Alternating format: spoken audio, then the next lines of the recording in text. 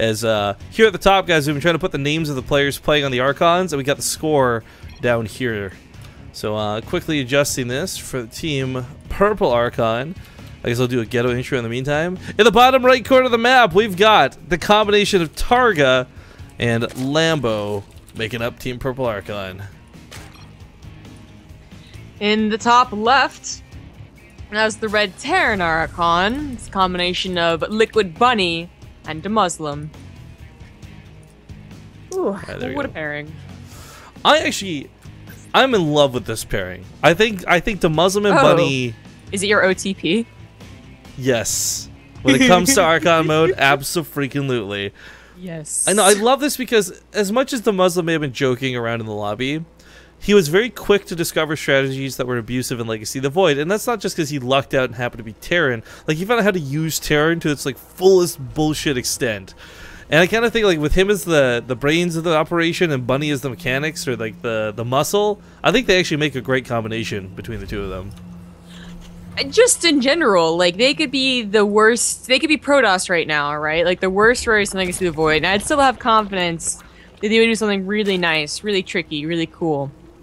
And that's what's kind of nice about Terran, is that it's usually kind of like, it's not build oriented like Protoss is. If Protoss doesn't have a good build, they're kind of screwed.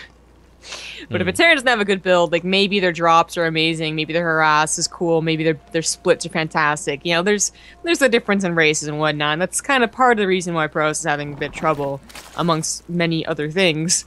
But TVZ is probably the most balanced matchup we can get. With the nerfs to the Roach Burrow, it's a little easier too. You don't always have to pair against like the Nidus Worm against Bly, basically. Oh gosh, that was the worst. We actually have an official message, by the way. It says info from Stefano. Dennis from Rocketbeans here. Stefano and all the players were given a set of rules which said they had to be 1 hour before the tournament online, ready to go. Stefano didn't show up and he's out of the game. Kind regards. So yeah, it's a little unfortunate, but as I said before we got into the game, I stand by their decision. You know, this was supposed to originally be Targa and Stefano. Stefano didn't show up. That sucks. Targa did, and he shouldn't be punished for it, so they found another teammate for him, and they're ready to play. Lambo, again, Lambo King is the player not many of you know, I'm sure, but he's fairly good at the game. Yeah, of course.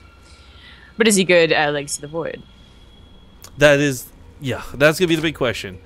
We mentioned in the last series, and it's definitely worth bringing up again, a lot of folks who have played Legacy of the Void, really good players who have played Legacy of the Void, they either play so much harder this form they forget about some of the new changes, or they fall back into these mechanics that they've been practicing for the last 2 years.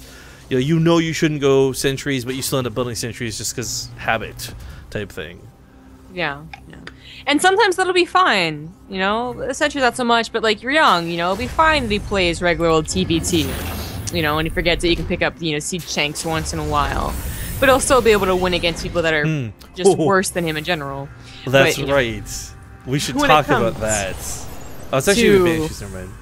Yeah, that's what I was gonna kind of segue into, is that drop tanks, they can be a really good opener, but most people that are opening against it, I brought it up earlier in the last series, how Zerg just really can't get away without having no anti-air for too long, as Widow or tank drops or disruptor drops are way too deadly if you don't have you know, good anti-air.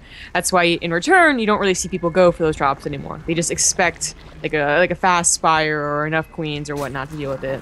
But we do have another Roach Nidus build. Now, this might be specifically to take advantage of the fact that the nerf is bugged. Not something that usually happens, but it's usually pretty on top of that. But I mean, the burrow bug aside for a moment, I think one thing we do need to express here is we do have two very big Legacy of the Void things going on, right?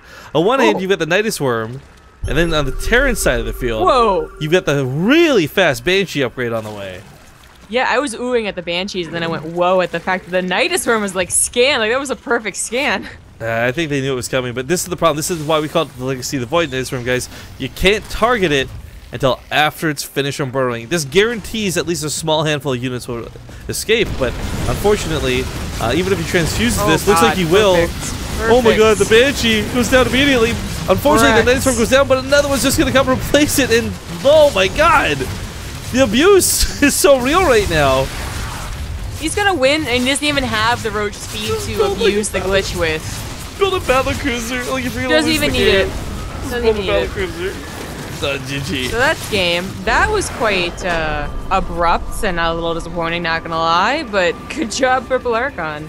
You get the cheese, the ace cheese, my friends.